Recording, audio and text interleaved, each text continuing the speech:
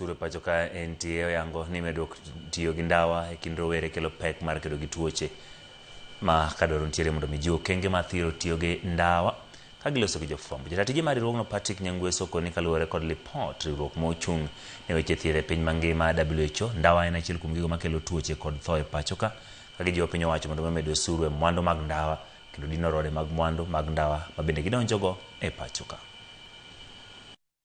Report mar World Health Organization report, ndawa nego ji milion 8 higa ka higa across the globe.